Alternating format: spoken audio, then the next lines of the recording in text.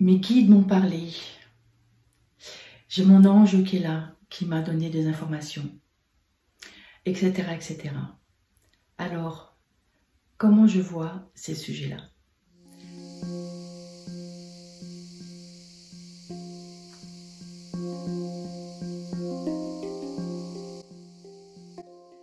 Tout d'abord, je suis Anne Douchet-Morin, sage-femme défroquée, et ce métier où on va chercher cet être invisible par des perceptions, par les mains, par une reliance pour avoir l'information, surtout quand on accompagne des accouchements à domicile naturel, m'ont amené à voir de l'autre côté du voile et à pouvoir accompagner justement ces connexions avec l'invisible. Alors, je viens de prononcer ce mot de l'autre côté du voile. Il semblerait qu'à la naissance, et quand on a beaucoup vu des bébés émerger à la vie, c'est une évidence. À la naissance, le bébé a des yeux d'une profondeur où on se noie dans l'infini. C'est un être qui arrive en fait avec les perceptions de tout. Il n'a pas encore la conscience de son corps. Donc, il est dans un grand tout. Dans le ventre de sa mère particulièrement, ce bébé n'était pas en contact ni avec le jour, ni avec la nuit, ni avec le froid, le chaud, pas en contact avec la dualité.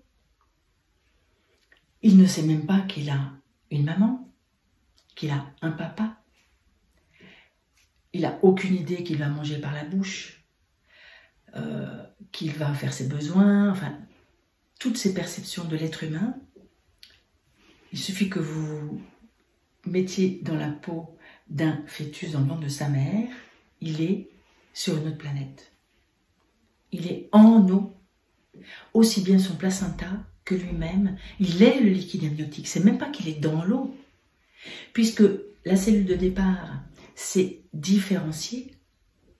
Il est en amnios, il est autant amniotique qu'il est placenta, qu'il est fœtus. Il ne peut en aucun cas avoir la perception qu'autour, il y a un ventre, une maman, un papa, un extérieur. Quand on accueille ce bébé à la naissance,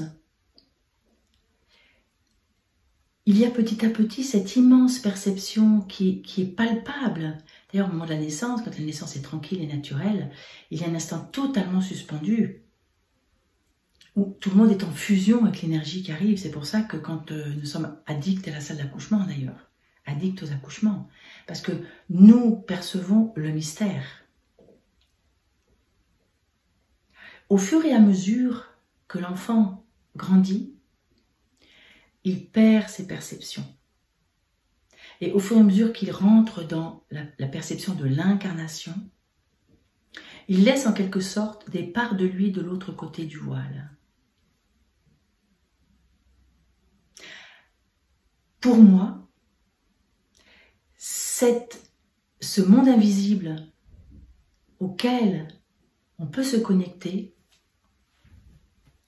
ce sont ces parts derrière le voile qui ont cette partie de notre âme qui a la conscience de toutes les mémoires. On en parle dans les mémoires akashiques d'ailleurs de cet aspect-là.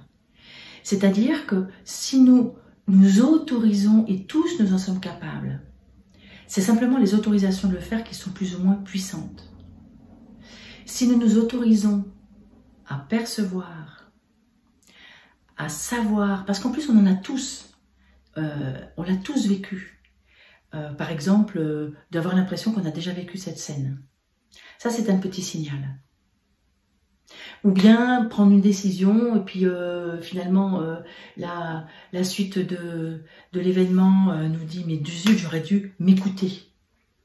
Parce qu'en fait, on a la preuve qu'en fait, on aurait vraiment dû suivre son intuition. Ce sont, selon ma perception, ces parts qui sont de l'autre côté du voile, ces parts que l'on a en quelque sorte laissé sur la planète amniotique. Nous venons d'une seule cellule. Quand on voit le potentiel, la connaissance qu'il y a dans une graine qui va faire un arbre gigantesque, c'est évident que dans cette graine d'origine, il y a une connaissance qui est millénaire. Le moindre arbre planté, la moindre fleur, elle est là parce qu'il y a des millénaires derrière elle pour être là, aussi sophistiquée, avec autant d'informations. Et les guides, les anges, beaucoup de gens parlent de ça, et bien sûr, moi je ne peux rien affirmer, je le perçois en tant que sage-femme expérimentée, 35 ans d'accompagnement de la naissance, et surtout de la naissance naturelle où on laisse faire les choses. De l'autre côté du voile, il y a peut-être 20% qu'on perçoit sur Terre, et encore peut-être je suis généreuse, et puis tout le reste, c'est l'autre côté du voile.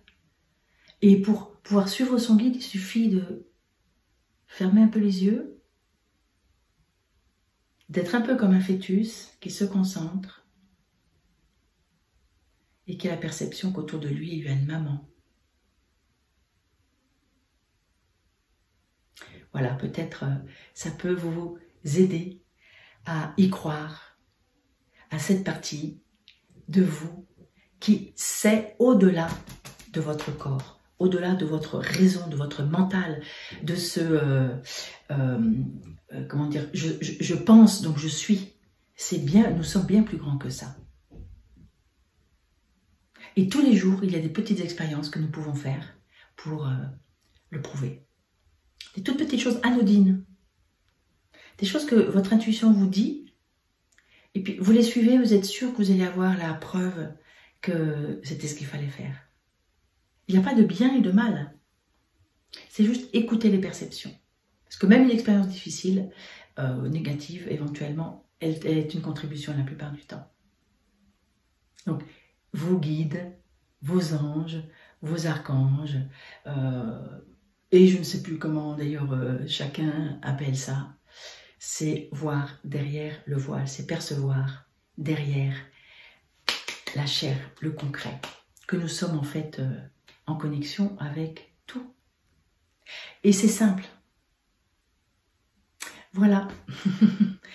N'hésitez pas à vous abonner à ma chaîne YouTube, n'hésitez pas à partager mes publications à partir du moment où elles vous inspirent, parce qu'en faisant cela, vous contribuez à tout ce que je déploie à partir du moment où cela vous touche. Et vous pouvez aussi rejoindre mon groupe, c'est gratuit. Le yoga des échevelés, c'est 10 minutes 2 fois par jour, à peu près 10 minutes 2 fois par jour, d'un partage de ma routine.